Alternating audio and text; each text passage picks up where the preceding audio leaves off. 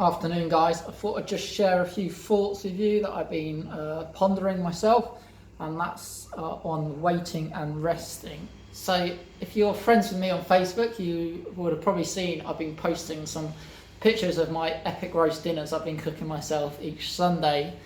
Not having to set up a venue or pack down a venue on a Sunday has meant I've had more time to prep and to cook these meals. And also on a Saturday, I'm a lot quieter, so I've been able to walk down to the market and buy some really good quality meat, and also get in my daily exercise.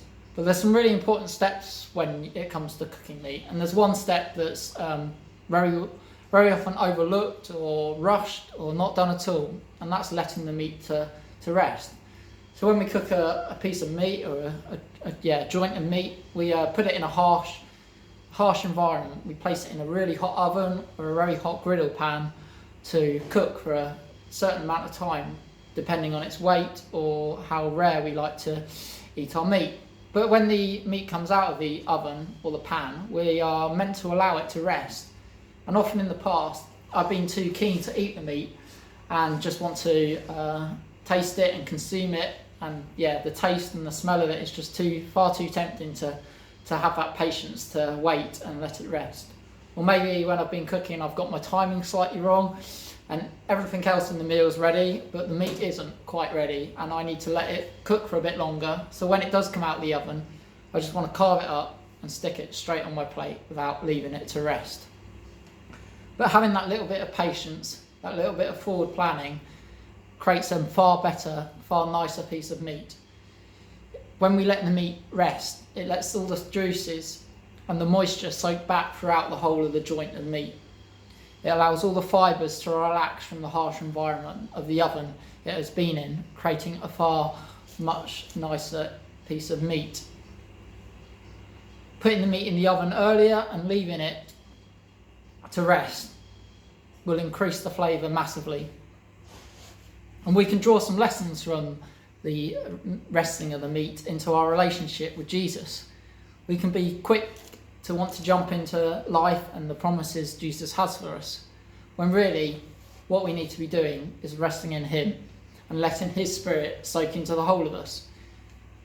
When God created the world in 6 days, He then rested on the 7th day, not because He needed rest or that He was tired, but He was telling us that rest is good.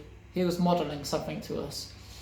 And He wasn't tired or weary, because we read in Isaiah 40, it says, God doesn't grow tired or become weary. He was modelling something to us. And man's first full day on earth was a day of rest. Man was created on the 6th day, but on the 7th day, the Sabbath is a day of rest.